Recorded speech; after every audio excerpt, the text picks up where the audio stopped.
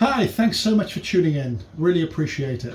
Tonight I'm going to be cooking a British Indian restaurant style vegetable Naga curry. So let's get to it.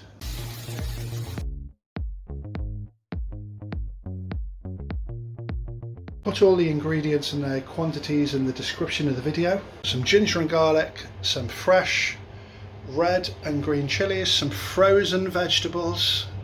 I told you it was BIR style, and I've got some fresh cauliflower there that's been frozen.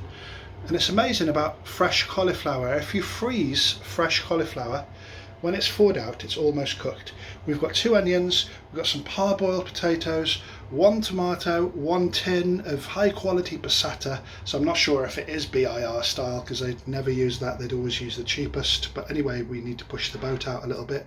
200 grams of Greek yogurt, got some Mr. Naga pickle here, and some pure butter ghee, and 400 millilitres of base gravy that's just come out of the microwave. Just going to heat up our pan, and this is going to serve about 4 or 5 people.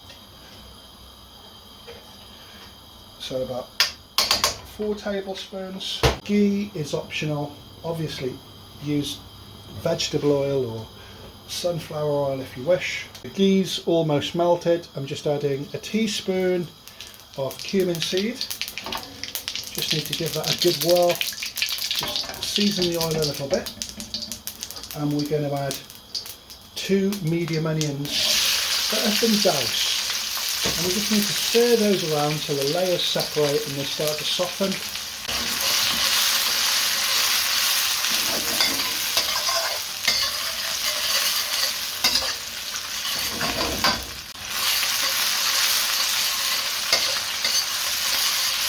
Just going to add some salt to taste.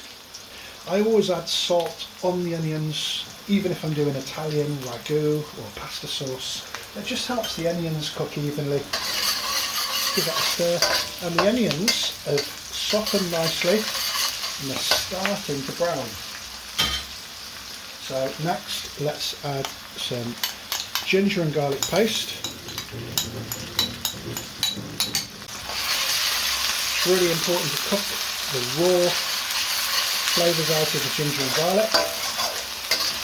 So as soon as you can't smell the rawness, it's done. So nice high heat. So the base gravy is thawed out from frozen. 5 minutes. Then another 5 minutes, and the oil's starting to split and it's steaming away. I'll put a link for how to make the base gravy in the comments section of the video.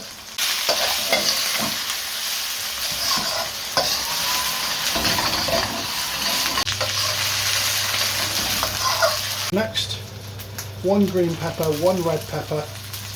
Just need to give them a quick stir and soften.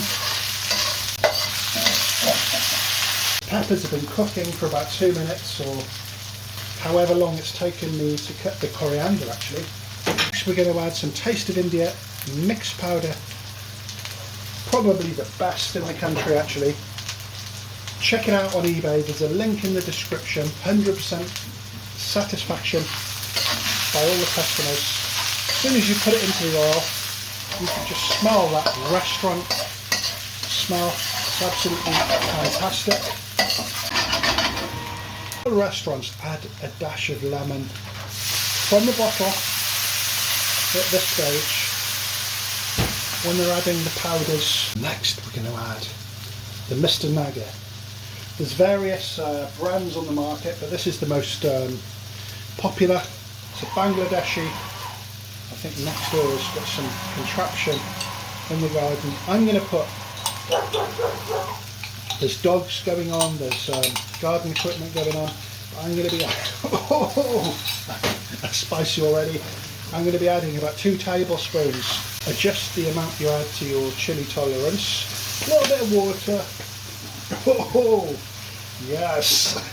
Just to mix everything up. Sizzle that off for 1.5 minutes. And this is, I'm really having fun cooking this video. So many little stages And it's certainly very vibrant in here. Woohoo! Next, in with the passata. You need to cook the rawness out of the passata as well. Just give it a good stir and let it come to a nice high temperature once again. Come to a really ferocious temperature and the oil split. So what the oil splitting tells you that the ingredients are taking in no more moisture and therefore they're cooked. So in with 400 millilitres of base gravy, not just any old base gravy, this is my recipe. Just give it a really good stir. The base gravy was already preheated and it's absolutely piping hot. So in with those parboiled potatoes. It's about 3 small potatoes there, just parboiled about 70%. And it's great to parboil potatoes because the remaining 30% of the cooking just absorbs all the great flavours of the gravy. It's been simmering away for a couple of minutes. The potatoes are nice and hot. I'm adding the yoghurt. Use Greek yoghurt because it's thicker, there's less water content. Don't use low-fat yoghurt. So I'm just going to stir that all in. So low-fat yoghurt, it's just got such a high water content, it's just not worth using. You actually want to taste it. So full-fat yoghurt. Give it all a good stir.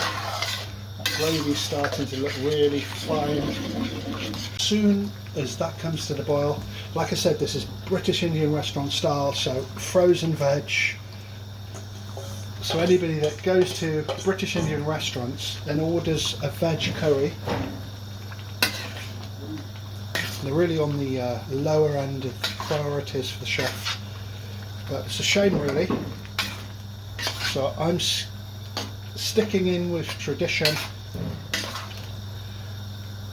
All these veg are frozen, which is really convenient and doesn't make much difference, but again we do have the fresh cauliflower, potato and peppers, and we just need to give that a really good sizzle now. Again, if it splits, put a lid on.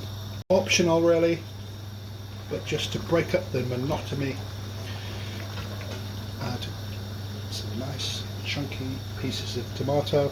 That's been boiling away about 4 minutes now. Just want to turn the heat down. We don't want any burning at the bottom. Wow.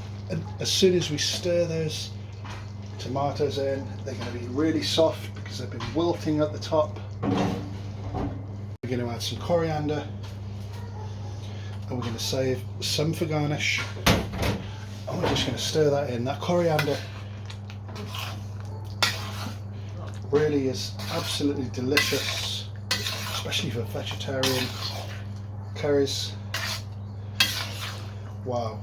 I'm going to make a big pan of rice for this. As soon as you stir the coriander in, it's cooked. We just let that settle for a couple of minutes, and we've got our lovely vegetarian curry right there. So I think that really looks delicious. Feel free to like, share and subscribe. I can't wait to eat it.